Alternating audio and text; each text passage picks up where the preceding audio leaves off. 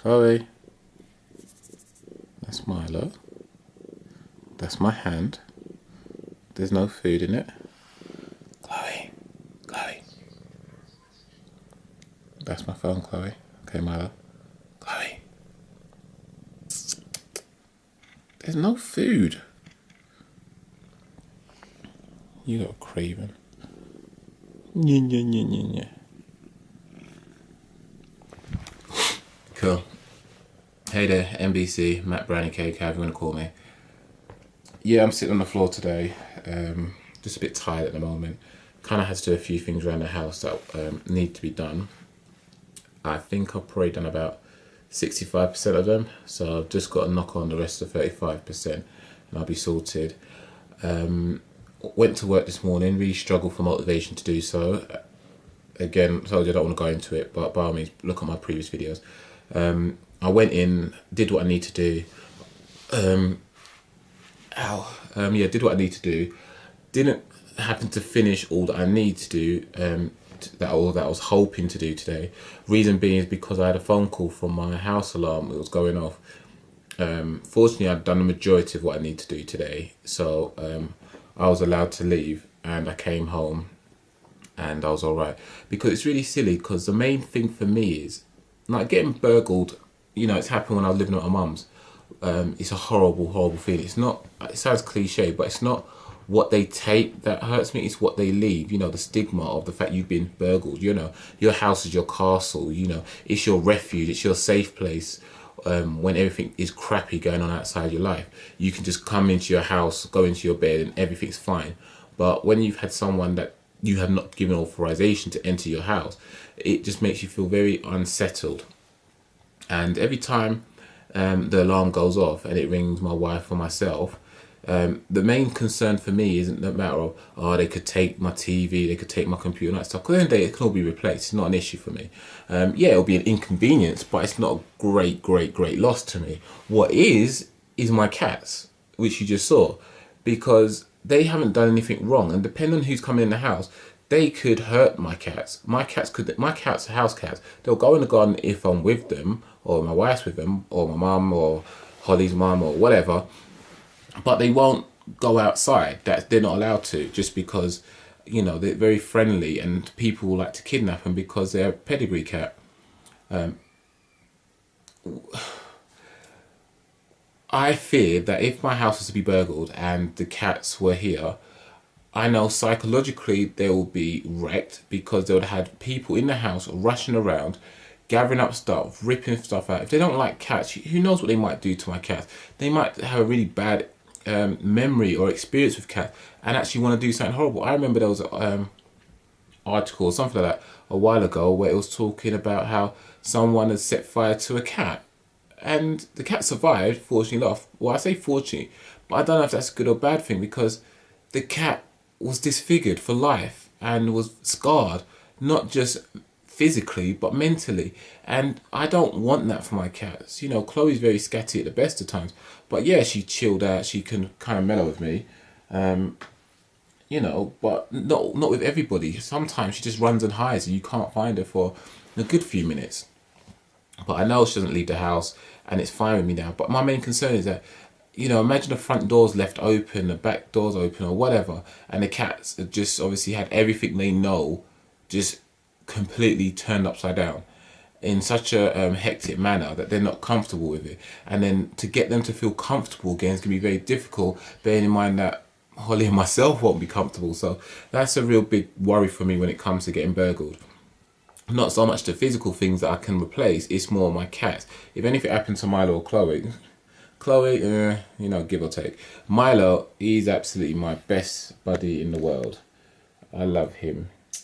Milo, yeah, love you. Yeah, Milo. Yeah, you're cool, aren't you? Yeah, and Chloe, she's growing on me. She's growing on me. Oh, by the way, if you can see, you like my Angry Birds socks? Yeah, boy. The Angry Birds Star Wars edition. It was quite cool. So, hey, it was 5 pairs for £5. So I bought 2 sets. just so you can never have a missing pair. Not that I'm that typical guy. So I don't know what the topic is meant to be for today, so I kind of went off on one of my own splurge. I put out a couple of tweets trying to be more upbeat because, funny enough, someone actually asked me for more inspirational tweets and stuff, which I tend to send out to try and help motivate myself. But I kind of dropped off, been really busy with a few projects, some of which that you can now see on my channel from previous videos. One of them was a wedding video, a montage I did for friends, both him and her, groom and bride. And the other one was my special edition one, which I uploaded later on last night, which a lot of people kind of appreciated I uploaded because they wanted to know. So that's fun. Got to work on another video today, one, maybe two, I don't know. And I'm going to upload this shortly. Anything else I want to talk about? No. I'm going to crack on with the rest of today. I've got to try and get things organised. There are some things that are on my chest that I need to get sorted out. It's not things for me to share because it's not anything burning in terms of I need to talk to you about it. It's just things that are on my to-do list, I guess, will be best way to put it. And I need to get them sorted out as soon as possible just so I can feel relieved. Someone actually put out an interesting tweet the other day saying, if Tetris has taught me anything, is that problems pile up and achievements disappear. So, with that said, I'm going to make sure that I don't reach the top of this stupid Tetris game, and I'm going to make sure I can get as many achievements done so that I can be back to the lowest point possible in terms of backlog. So that's what I'm trying to do, stay on top of life, trying to find my my resolve. And I am going to push on. I'm going to try and be more positive. I am going to be that guy that is worth watching. Anyway, I'm off. I'll speak to you later. Milo, do you want to say anything? Clearly not. Right. See you guys later. Thanks for watching. See you in the next video. Ciao. Oh yeah, I just remembered, well, that's a lie. I kind of snuck and had a look to find out what today's topic was and its favourite comedian. I would have skipped on this, but I really like a lot of comedians, so I'm not going to run through all of them because there's too many to list. But people like Richard Pryor, love him. Eddie Murphy, back before he became a dad, you know, Delirious, Raw. Don't get me wrong, there's a lot of profanity in it, and I'm not a fan of swearing, but it was funny. The empathy that you just get from it is just hilarious. Bringing it up more up to today. Oh, actually, no, he was a comedian to a certain degree, but as a better actor, and it was Jim Carrey. I loved his later films, earlier films such as The Mask was amazing. What else is there? Liar Liar, Yes Man, things like that I really did enjoy. His older ones got a bit nah, but Dumb and Dumber was a very funny film, very cringeworthy but very funny. But actual comedians nowadays, I guess, Jeff Dunham, I've seen him, I really do like him. Went and saw him at the O2. Michael McIntyre, again, seen him at the O2, very funny guy. Who else is there? Oh, what's that guy's name?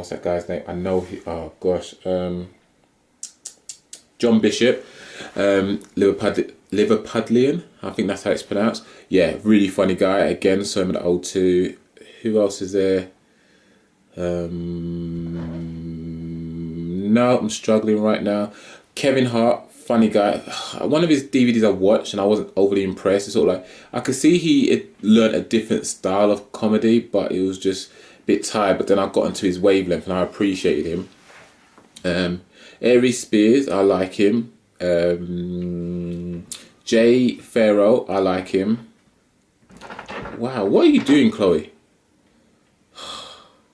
I really cannot remember now. I had some on the top of my head. Oh, Russell Peters, funny. His, what is it? Red, White and Brown, that was funny. His Green Card, no, just avoid that. Reginald D. Hunter, Jimmy Carr, love him. He's got the best one-liners going. he's got a very dry sense of humour, and most of the people I watch do have a dry sense of humour, and I think that's probably where I get it from. I found someone that's got more of a dry sense of humour in him and actually can do jokes a lot more simpler than him. Chloe, hey, Chloe, what the hell are you doing? Stuart Francis, absolutely hilarious. But you know, I went to a concert where what's his face, Jack. This is going into a long video. I didn't want it to be. I went to a concert to see Jimmy Carr, and like there was a part of it that was just so hilarious because he actually encouraged people to heckle him, and he can just literally think of a joke on the spot. What is the worst gift you've ever got? Birthday, anniversary, Christmas, Valentine's. What is the worst piece of shit you ever got?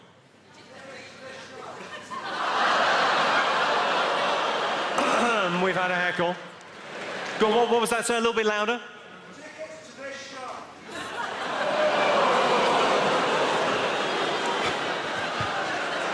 No, what's fine. Sir, what's your name? What, sorry? Toby, do you mind me sharing with the group? Thank you very much indeed, Toby. That makes it much easier. Because there's a heckle. It's quite a good heckle, quite a funny heckle. But we have to do a heckle put down now. God. I would love if I could just let it go, but I can't. There are rules. But you don't mind me sharing with the group, so it makes it much easier. We can go old school. What, sorry? Stop stalling. Stop stalling. Don't panic, sir. I've got this. I'll have to put you on arsehole waiting.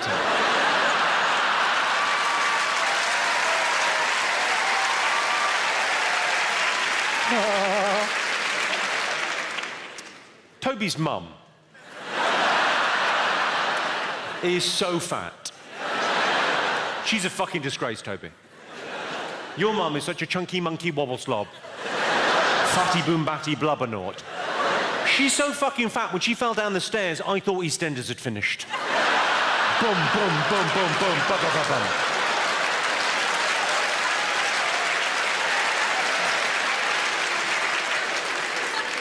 True story.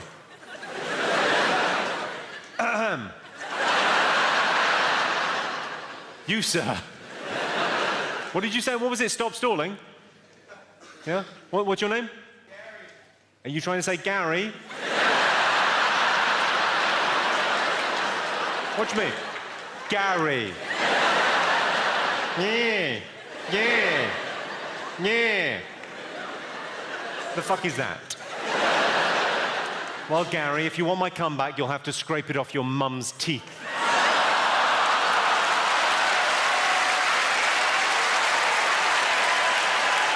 He's hilarious. Absolutely love him.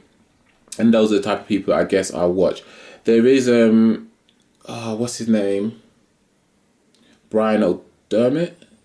No, that's not the right person. There's another guy I really do like. He's an Irish guy. And Dara O'Brien, there we go. Really, really funny guy. And yeah, I don't know what else to say. He's just funny. So those are the things that make me laugh. There are some people on the internet like David So Comedy, absolutely funny. Sync, he's got some outlandish jokes, but it tickles me funny. Modern War Negro, I love his creativity and his ability to just tell stories and just, it's funny. These people deserve credit. So yeah, comedians for me. I will try and put a list in the description, but there's so many. I'm going to have to watch this a while just to get my head around it. But coolio, guys. I'm off. Take care. Speak to you later. Have a good one.